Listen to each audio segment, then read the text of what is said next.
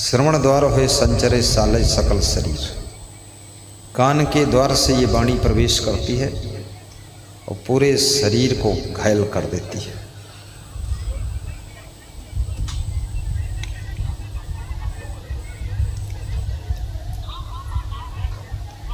बड़ी विलक्षण बात है। बोली तो अनमोल है जो कोई बोले जान, ये तराजू तौल के तब मुख बाहर आने। साहिब कहते हैं कि हृदय रूपी तराजू पर तौलो, उसके बाद अपनी वाणी को मुख से बाहर निकालो। महिलाएं कृपया बैठ जाएं, वहाँ कुछ नहीं है। कोई विकलांग व्यक्ति आया है, उसको उठा के ला रहे हैं, बैठ जाओ। ये महिलाएं इधर ध्यान दो, इधर उधर कुछ नहीं है, इधर बैठती क्यों नहीं हो? बैठो तुम। पूरी दुनिया तुम संभालना चाहती हो, अपने को संभालो, बैठो।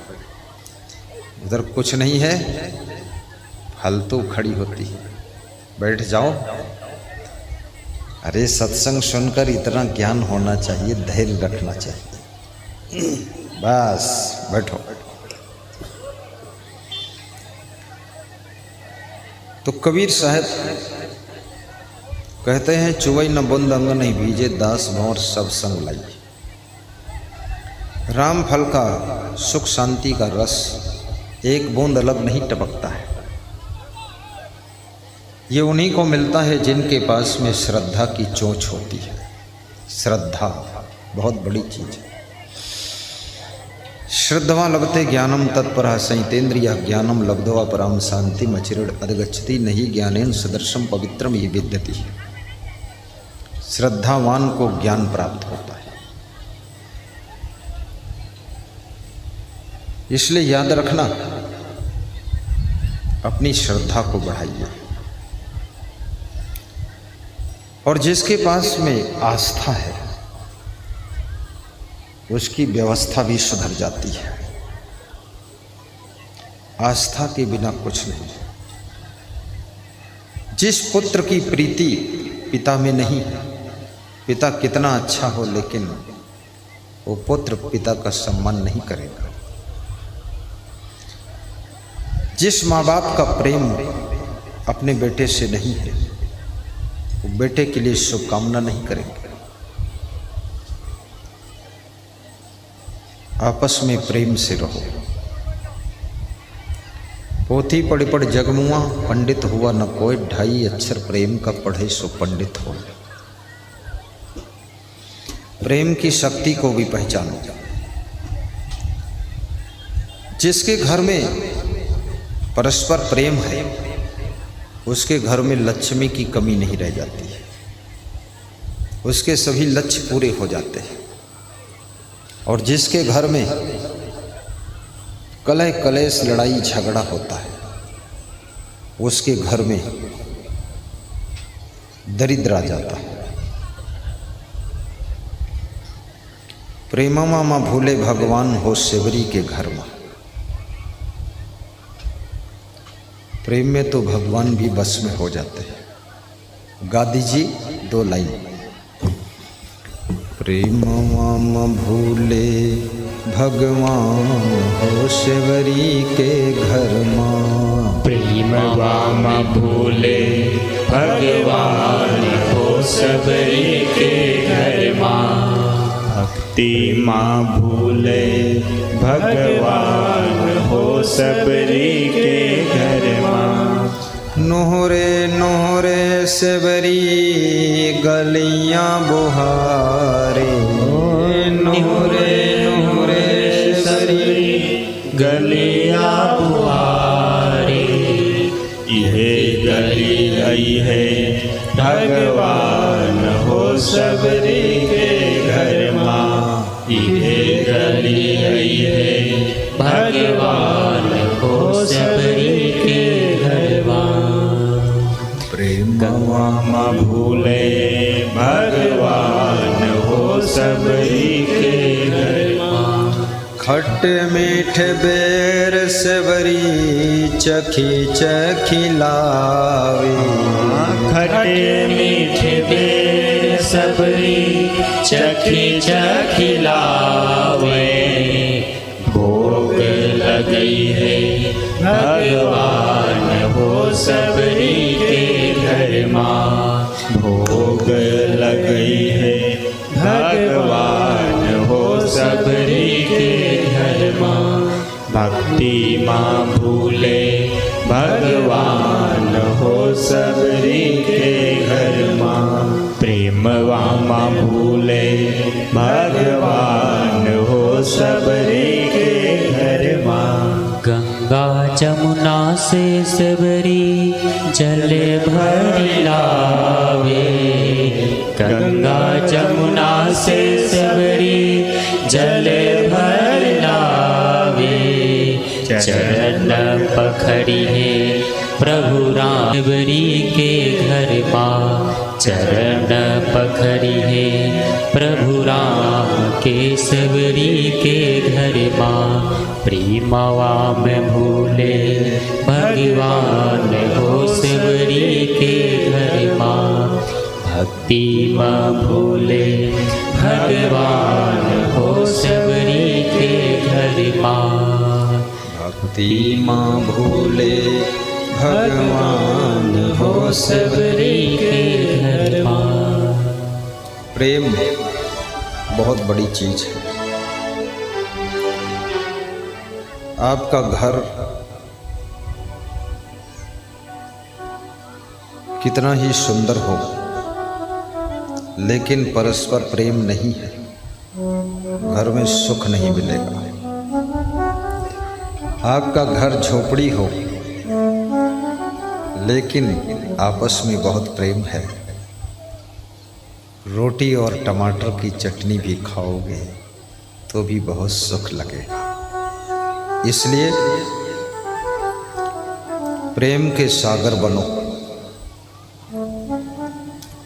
तुम्हारे भीतर ये सारा संसार समा जाए। प्रेम का अर्थ ही नहीं होता है कि नियम तोड़ दो, नहीं। कुछ लोग कहते हैं प्रेम में नियम नहीं होता। नियम जहां नहीं है वहां प्रेम भी नहीं रहता है। प्रेम की जान नियम में है। नियम टूट गया, साथ में प्रेम भी टूट जाएगा।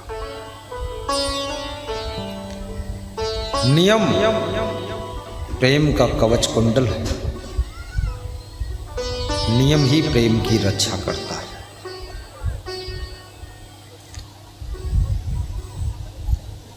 नियम के बिना तुम्हारा प्रेम मुर्दा है। अनुशासन के बिना प्रेम की मृत्यु हो जाती है।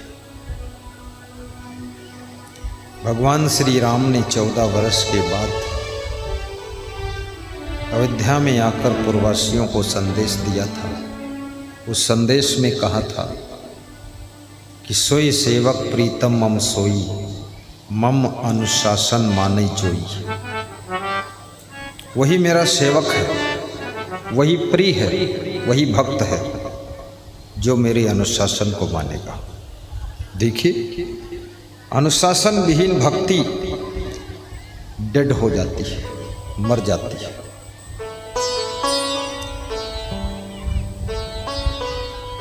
भक्ति अनुशासन के साथ प्रफुल्लित होती है। प्रेम नियम के साथ में जीवित रहता है।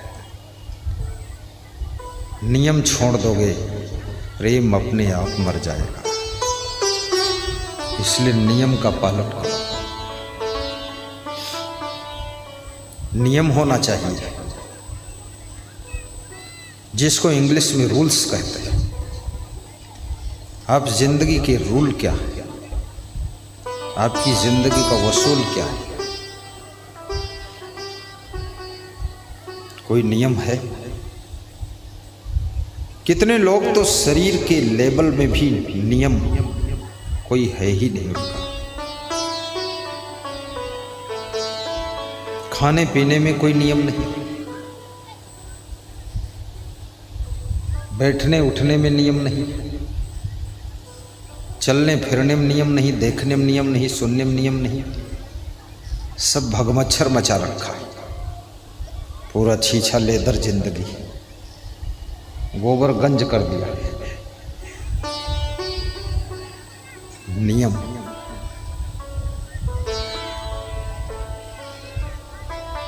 संतों में भी बहुत से नियम होते हैं।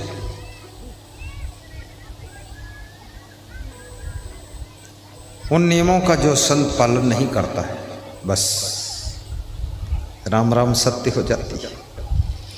जीवन बिगड़ेगा आपका, सुधरेगा आपका, बनेगा आपका, मिटेगा आपका, दुख पाओगे आप।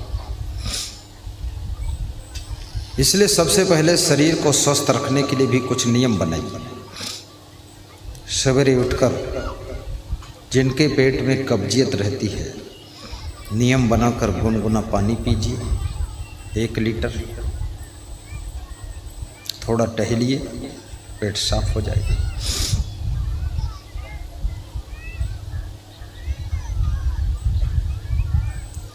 थोड़ा व्यायाम भी कर लीजिए, उछल जाइए, कूद जाइए। अन्यथा इस शरीर में इतनी बीमारियां आएंगी, बैठने से हजारों रोग पैदा हो जाते हैं। बैठे रहो, लेटने से पूरा बॉडी का स्ट्रक्चर कमज़ोर हो जाता है। आप लेटे रहोगे ज़्यादा, रीढ़ की हड्डी भी कमज़ोर हो जाएगी। थोड़ा चलन फिरन, हलन डोलन बनाए रहो।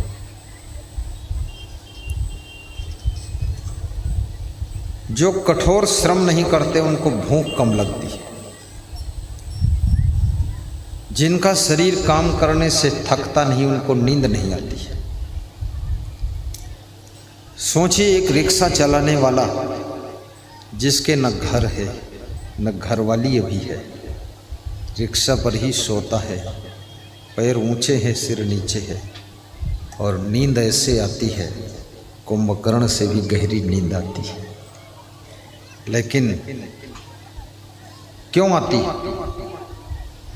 क्योंकि दिन भर में 40 किलोमीटर रिक्शा चलाता है, थक जाता है, नींद आ जाती है और भूख भी लगती है। जो लोग कार में चलते हैं, बेडरूम में पड़े रहते हैं, बैठे रहते ऑफिस में, उनको ना तो भूख लगती है ना तो नींद आती है। वो नींद की गोली खाते हैं तब नींद आती है। कोई जानवर नींद की गोली नहीं खाता है, बिना गोली खाए नींद लेता है। और ये महाशय ऐसे हैं जो इनको नींद के लिए भी गोली खाना पड़ता है। इसका मतलब है कि आपने जिंदगी में सारे नियम तोड़ डाले हैं, इसलिए आपकी प्राकृतिक नींद भी भंग हो गई।